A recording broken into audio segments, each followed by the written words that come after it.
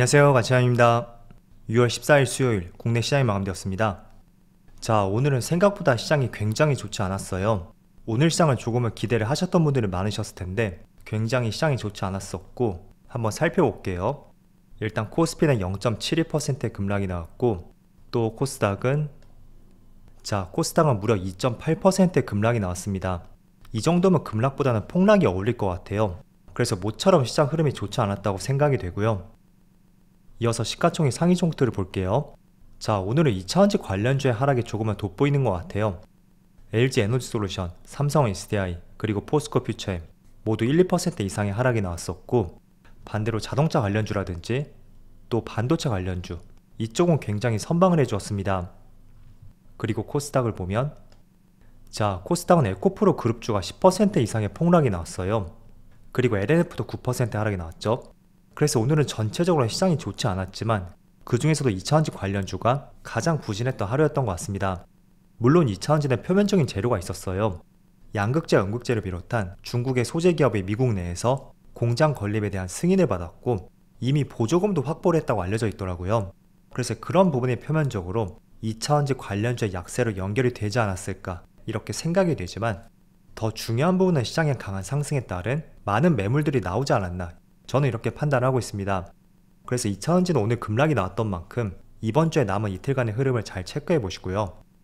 그리고 이어서 코스피의 수급을 보면 오늘은 모처럼 기관의 순매도가 나왔고 외국인의 이틀 연속으로 순매수가 들어왔습니다. 그리고 코스닥은 오늘 기관과 외국인의 많은 순매도 물량이 나왔었죠. 어제의 순매수 물량을 모두 뛰어넘는 굉장히 많은 순매도가 나왔어요.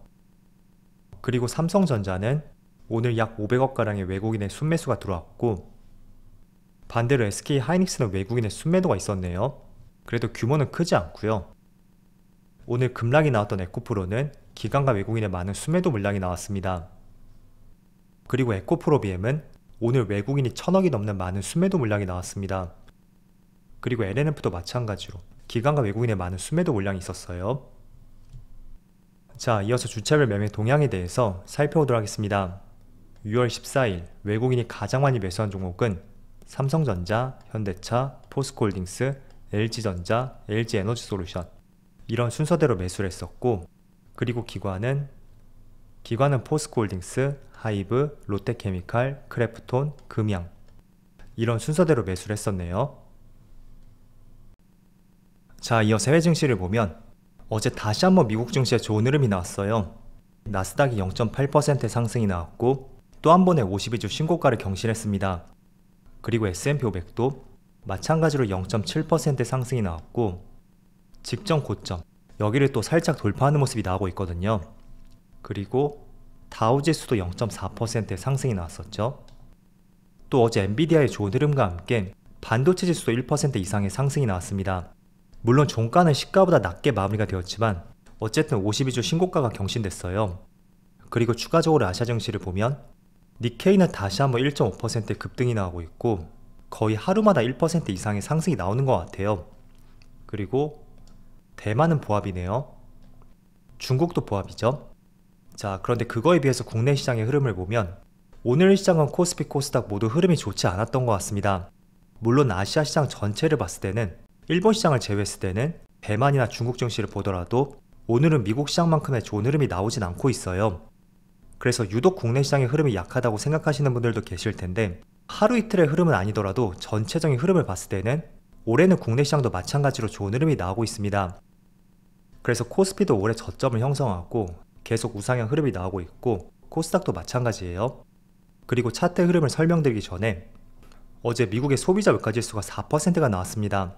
다들 기사 보셨을 거예요.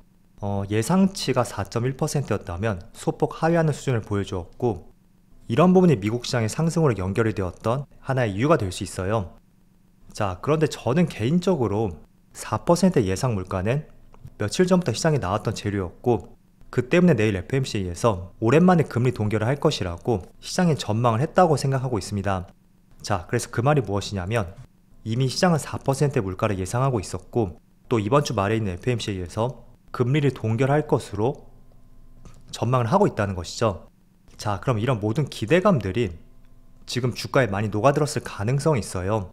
그래서 오늘은 국내 시장이 약세 흐름이 나오고 있지만 전 세계 글로벌 증시의 흐름을 봤을 때는 최근에 한 달 동안 강한 상승이 나왔던 만큼 오히려 미국 시장의 금리 동결과 함께 종합주가 지수가 빠질 가능성이 높지 않나, 저는 이렇게 생각이 되고요. 이런 거는 기업들의 실적을 통해서도 우리가 예상을 해볼 수가 있어요. 작년 초에 삼성전자 어닝 서프라이즈 실적이 나왔음에도 불구하고 실적 발표 당시의 주가는 급락이 나왔습니다. 반대로 올해 초에는 작년 4분기 실적도 마찬가지였고 올해 1분기 실적도 마찬가지였어요. 시장 컨센에 하회하는 실적이 나왔음에도 불구하고 그때를 기점으로 해서 주가에 반등이 나왔습니다. 자, 그래서 시장은 선행적으로 움직인다고 말씀드렸잖아요. 그래서 이번에 금리 동결에 대한 기대감이 충분히 글로벌 시장에 반영이 되었다고 저는 생각이 되고요. 오히려 그런 측면에서 봤을 때는 연준에서 금리 동결을 발표하고 일정 시간 동안은 지수에 조정이 들어오지 않을까, 이게 저희 생각이라고 말씀드려보겠습니다. 그래서 그런 시장 흐름에 대해서도 한번 예상을 해보는 것이 좋을 것 같고요. 시장을 예상하고 전망을 한다는 것은 혹시나 예상이 틀린다고 해도 시장을 대응할 때 굉장히 도움이 될 거예요. 자, 그래서 지금 코스피 지수를 보면 마찬가지로 한 달 동안 계속 상승 흐름이 나왔었고 RSI 지수를 보더라도 과열권을 넘어선 뒤에 오늘은 조금 밀리는 모습이 나오고 있어요. 그래서 과거에도 이런 구간에서 항상 그 뒤에 일정 부분 조정이 있었고 더 과거도 마찬가지였어요. 이런 구간을 한번 생각해 보시면서 그 뒤에 시장 흐름을 예상해 보는 것이 훨씬 중요한 자리인 것 같습니다. 그래서 오늘 시장 흐름이 지금 미국 시장이라든지 일본 시장과 비교했을 때 디커플링 된 흐름이 나온다고 해도 너무 의미부여를 하지 마시고요. 충분히 미국과 일본 시장도 국내 시장을 따라 조정이 나올 가능성도 있으니까 시장 흐름이 하루 이틀 맞지 않는다고 해도 너무 크게 의미부여를 하지 말자, 이렇게 말씀드려볼게요. 자, 그래서 정리해서 말씀드리면 분명히 시장은 FOMC에서 금리 동결에 대해서 기대감들이 선반영되었다고 생각이 돼요. 그래서 오히려 FOMC에서 금리 동결 발표와 함께 지수가 빠질 가능성이 있으니까 그 점을 염두에 두시고, 또 지금의 시장 위치를 보더라도 충분히 과열권 구간이죠.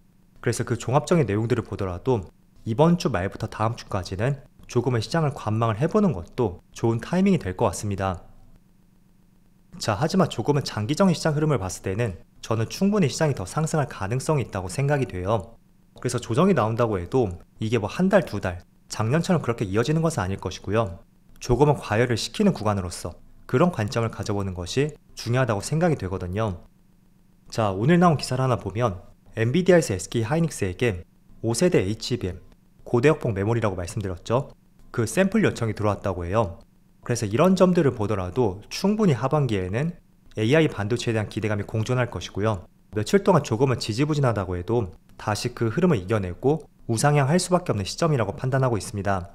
그래서 반도체 관련주는 외국인들의 강한 수급이 계속 이어지는 만큼 하반기에도 그 기대감이 계속 살아있을 것이다, 이렇게 전망을 해보시고요. 또 최근의 흐름을 보면 삼성전자와 SK 하이닉스가 조금은 흐름이 나뉘고 있잖아요. 물론 두 종목 모두 상승 흐름이 이어지고 있지만 하이닉스는 조금 더 가파른 상승이 나오고 있습니다. 그 결정적인 이유가 조금 전 AI 반도체 동맹이라고 말씀드렸죠. 여기서 엔비디아가 샘플을 요청했던 것이 HBM 고대역폭 메모리예요.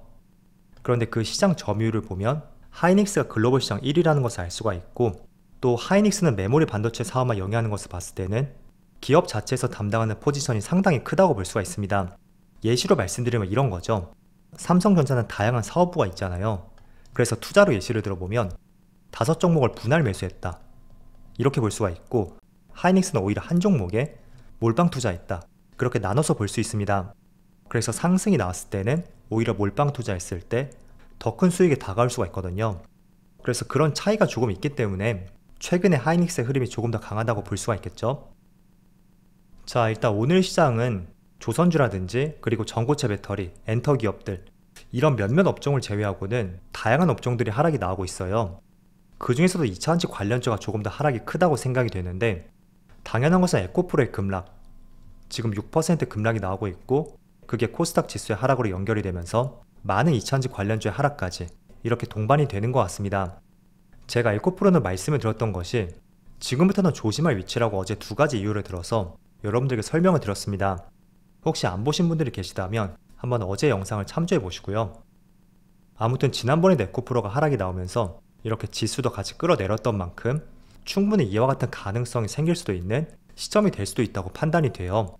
그래서 중반부에 말씀을 드렸듯이 오히려 미국 FOMC에서 금리 동결과 함께 시장이 차익 실현할 수 있는 하나의 빌미를 제공할 수 있으니까 그 점을 유의를 해보시면서 지금부터는 시장을 조금은 보수적으로 대응해보자, 그렇게 말씀을 드려볼게요. 자, 간단하게 설명드리면 이런 거예요. 우리가 단순하게 이해해보면 시장에 좋은 기사가 나왔을 때 그때는 개인들의 수급이 몰릴 수밖에 없겠죠. 그래서 오히려 큰 손들이라면 여러분들이 조금은 시장을 좌지우지할 수 있는 대규모 자금을 운영한다고 생각해보세요. 언제 매도할 때 물량을 떠넘길 수 있는지, 바로 시장에 좋은 기사가 나오고 다들 기대감이 높은 시점이 될 수가 있겠죠. 그래서 오히려 FMC에서 금리 동결이라는 기사가 나오게 되면 오히려 개인들은 환호할 것이고 그때를 매수 기회로 생각하는 분들이 많을 거예요. 하지만 지금 시장 흐름을 보시면 한 달 동안 강한 상승이 나왔고 1년 전체로 봤을 때도 강한 상승이 나온 시점입니다. 때문에 충분히 물량을 떠넘길 가능성도 있으니까 그 점을 한번 필히 생각을 해보시면서 투자를 이어나가신다면 좋을 것 같습니다. 물론 시장에는 100%는 없기 때문에 제 생각이 완전히 틀릴 수도 있을 거예요. 그래서 항상 주식이라는 것은 먼저 예측을 하고 전망을 해본 뒤에 그 생각과 얼마나 부합하는지, 그렇지 않다면 그 시장에 맞게 또 다른 전략을 세우면 되겠죠. 자, 어쨌든 오늘 시장은 참 좋지 않았어요.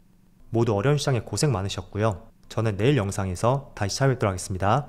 감사합니다.